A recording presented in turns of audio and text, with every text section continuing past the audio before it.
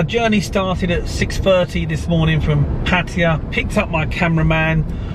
Wow, he was on time because we're off to Bangkok to see a professional vlogger, unlike myself, specialising in travel. His name's Drew Binsky and he has over 800,000 subscribers online. Sure puts my 5,000 to perspective. I've no idea how he does it.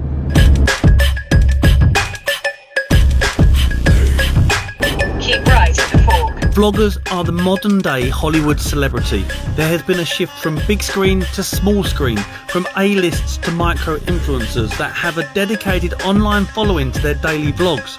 Now, I do my best to make a weekly vlog dedicated to a niche position of a working family man expat in Thailand, and I find time to fit it in around my regular job. 3 hours later, not 2.5, 2 wrong routes, 250 baht on the Bangkok tolls, and finally I'm in Bangkok. Ladies and gentlemen, Drew Binsky. Hey guys, how's it going? Pleasure to be here.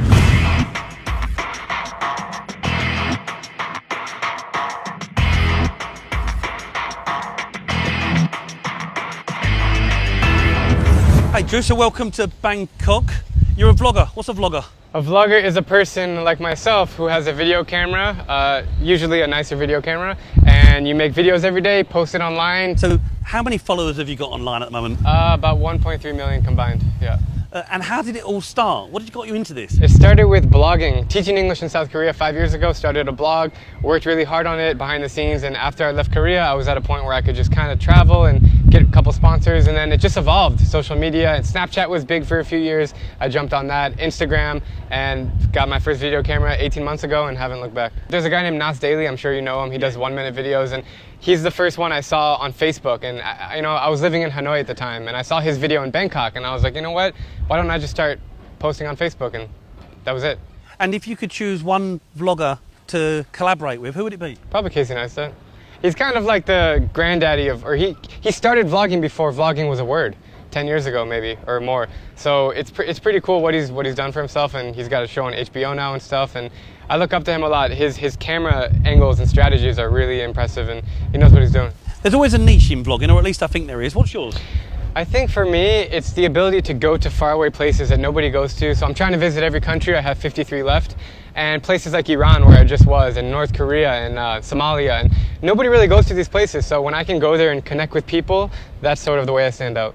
My favorite country is the Philippines, and I would say that before I met my Filipino girlfriend.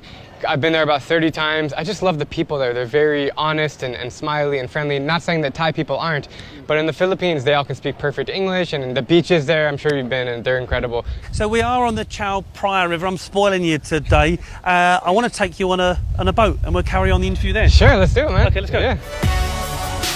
So we're going on a day trip. Cool.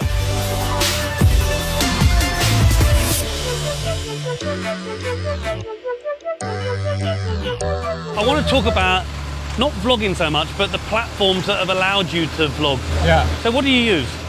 Facebook and YouTube. That's it.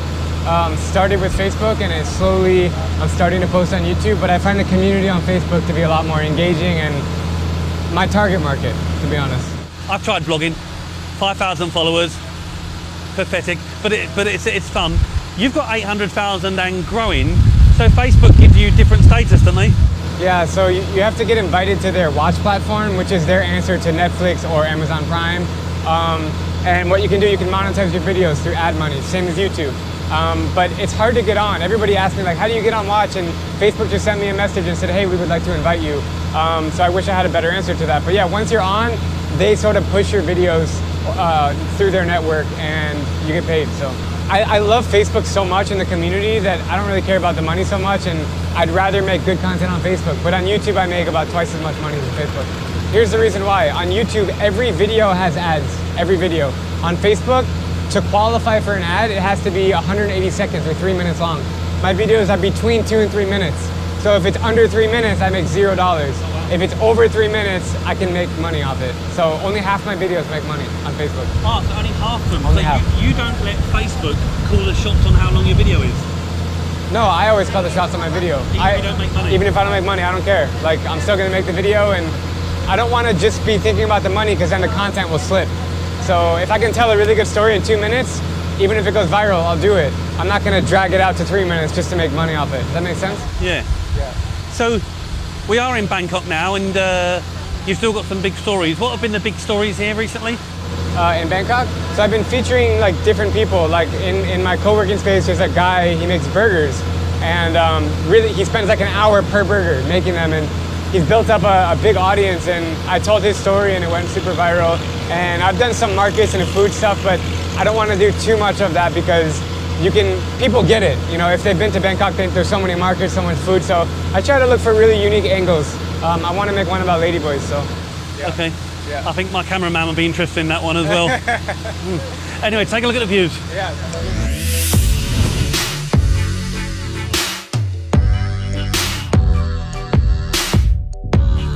What have you liked best about traveling?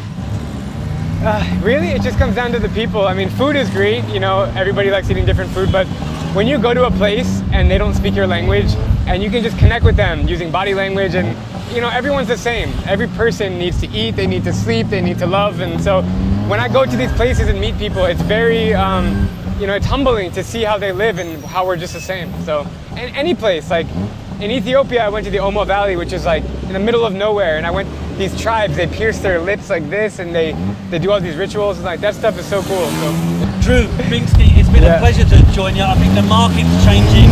Us television guys are going out of fashion. It's all about vlogging now. Thanks for seeing me. Thank you, man. I'll see you again very soon. Yeah, please do. So there you go, Drew Binsky, travel vlogger extraordinaire.